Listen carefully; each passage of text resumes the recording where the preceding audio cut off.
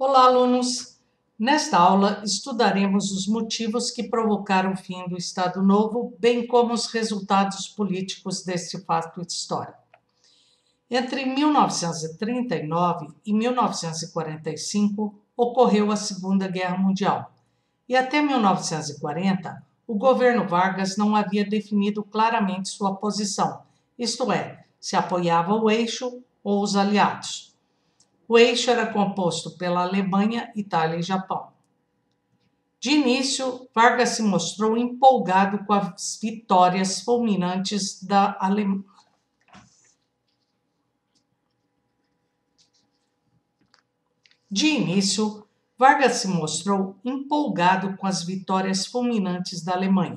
Mas o governo dos Estados Unidos procurou se aproximar do Brasil com a política da boa vizinhança, já mencionado na aula 60.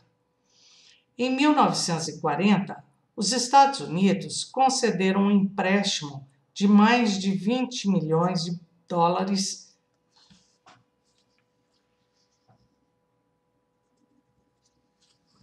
mas o governo dos Estados Unidos procurou se aproximar do Brasil com a política da boa vizinhança já mencionada em aulas anteriores.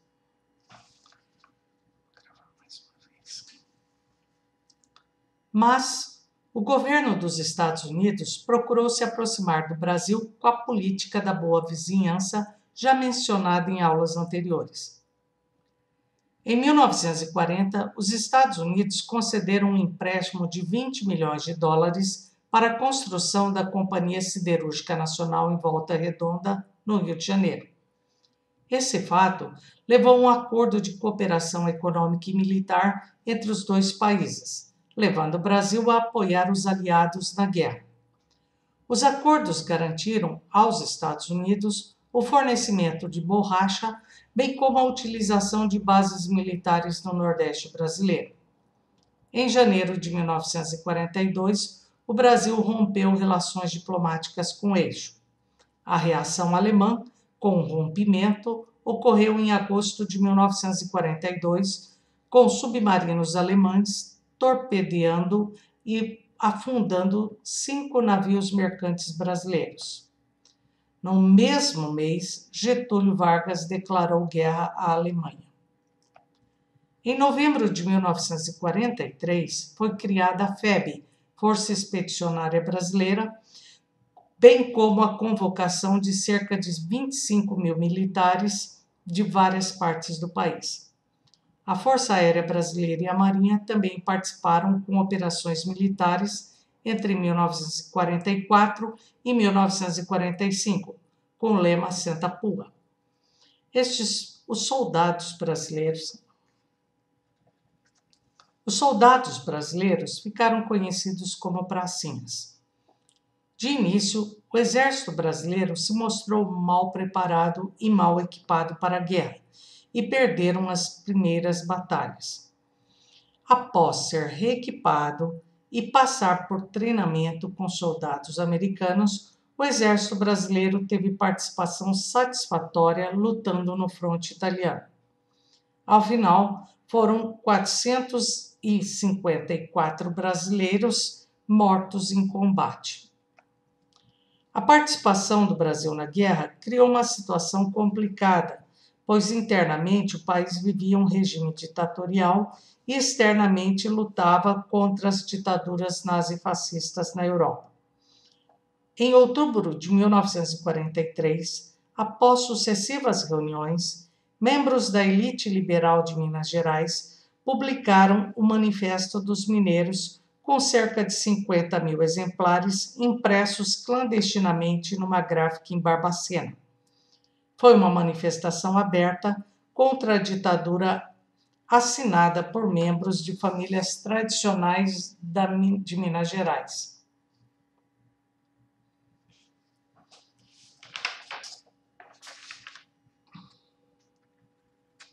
Foi uma manifestação aberta contra a ditadura assinada por membros de famílias tradicionais de Minas Gerais.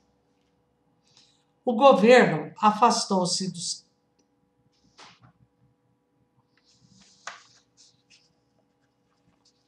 o governo afastou-os dos cargos políticos que ocupavam ou foram demitidos de seus empregos em empresas privadas em virtude das pressões exercidas pelo governo Vargas.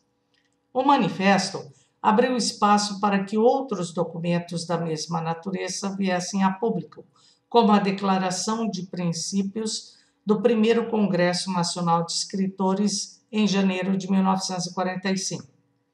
Esses documentos foram censurados pelo DIP, até que em fevereiro de 1945, em entrevista ao jornal Folha Carioca, o general do Exército Góes Monteiro defendeu a realização de eleições. Vargas agiu abrandando a ditadura, permitiu a criação de partidos políticos, divulgou o Código Eleitoral, libertou os presos políticos e convocou eleições gerais para dezembro de 1945. O presidente influenciou pessoalmente a criação de dois partidos, o PTB, Partido Trabalhista Brasileiro, composto por trabalhadores sindicalizados, e o PSD, Partido Social Democrática,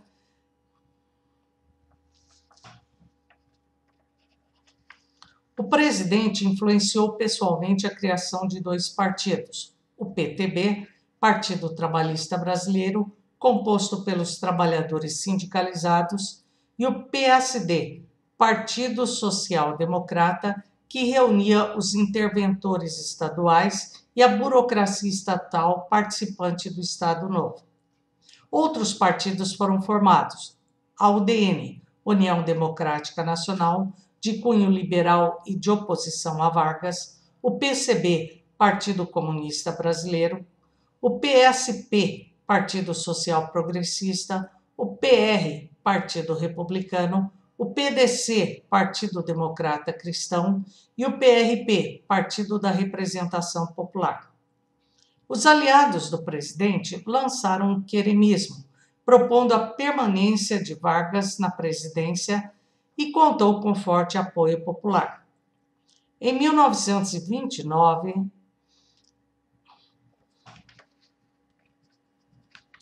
em 29 de outubro de 1945, Getúlio Vargas foi deposto pelo alto comando do Exército e, declarando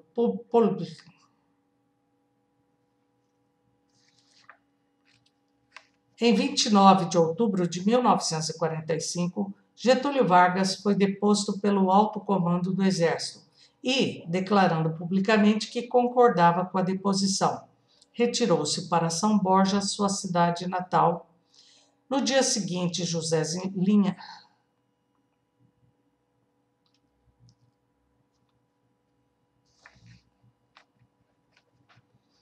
Em 29 de outubro de 1945, Getúlio Vargas foi deposto pelo alto comando do Exército e, declarando publicamente que concordava com a deposição, retirou-se para São Borja, sua cidade natal.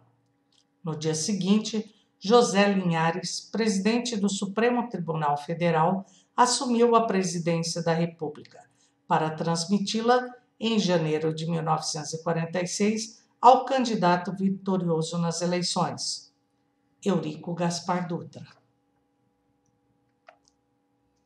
Para se preparar, pegue o caderno de exercícios 4, capítulo 3 e faça os exercícios 40, 41 e 43. Bons estudos!